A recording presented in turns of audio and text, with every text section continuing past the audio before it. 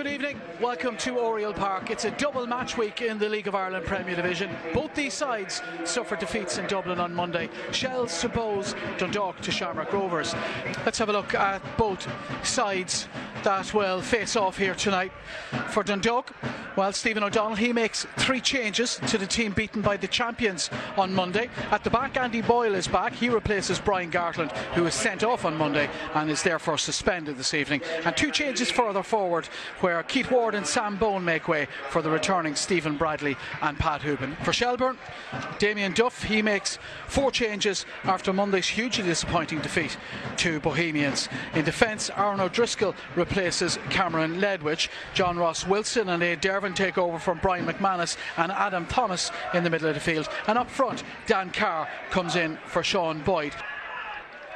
Might be something said about himself and Greg Sloggett swapping positions, because he seems a little more adept in those positions, seeking out a pass. And Patterman tries to flick one down to Stephen Bradley, who's being pulled back as he surged onto that loose ball. And there's going to be another yellow card in this game. And Shane Griffin, is it? Shane Griffin's already on a yellow card, so he's gone.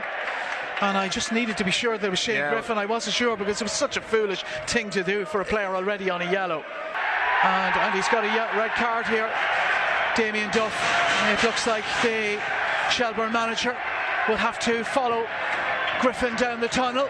And the Dundalk supporters gleefully appreciate that decision from the referee. So a yellow card for the manager, followed by a red.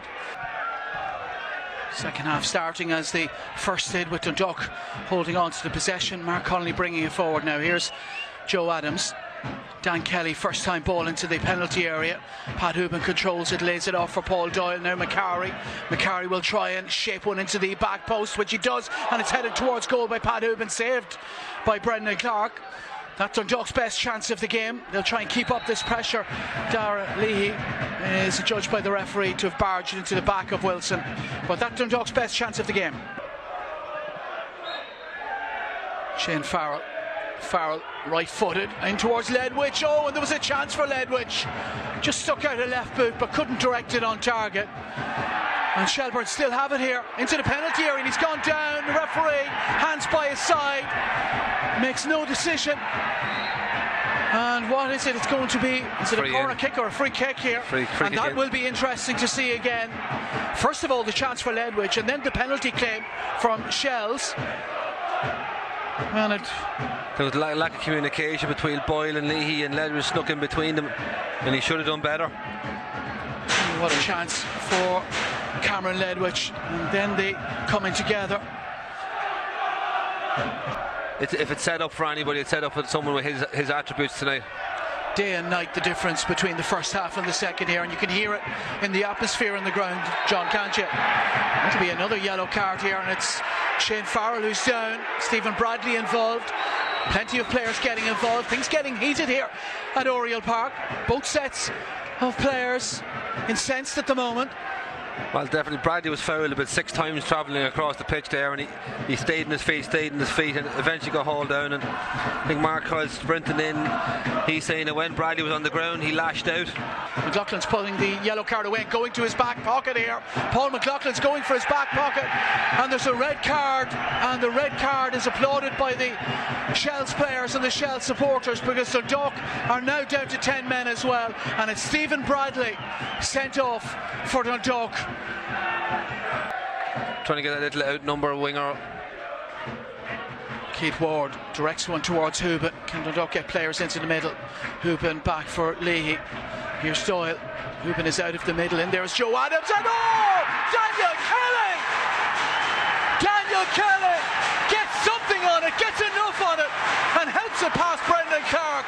And Dundalk have shrugged off the blow of losing Stephen Bradley and have gone in front. It's Dundalk 1, Shelbourne 0. Hooban can't control. Here's Moylan to Boyd. Shelbourne. Maybe a chance for Boyd here, and he took it first time. Mark Connolly.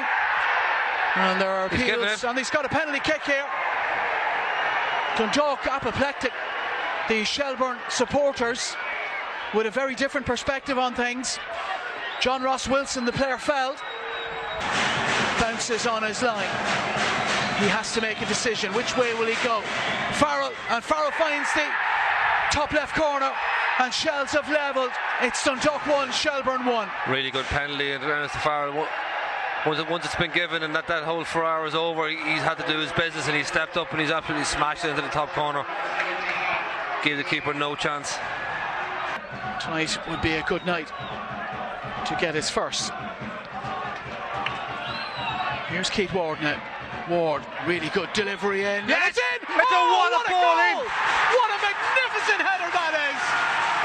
Absolutely magnificent! Give Brendan Clark no chance! What a sumptuous cross! And it's all about that Keith Ward cross. No, it's not all about that Keith Ward cross. That header was magnificent as well. But in everything, the delivery of the ball and the header powering past Clark, and Dundalk have restored their lead here. Indeed, they let it go. It'll be a throw into Dundalk on the right-hand side, and that might be enough for the Lily Whites with 5 seconds of the time added on to play. Indeed, it is the last action of the game. Paul McLaughlin blows his whistle to bring an end to what's been a cliche game of two halves, no doubt about that. That first half was turgid, there's no other word for it. But the second half, it all happened in the second half. Such an exciting half of football. A credit to both sides in many ways.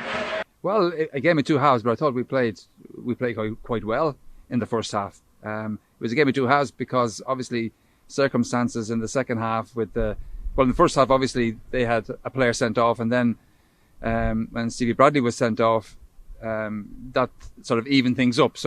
But I thought we responded to that situation very well. In fact, we responded to adversity very well during the second half with the sending off and also the concession of the penalty. So we're delighted with the response of the players.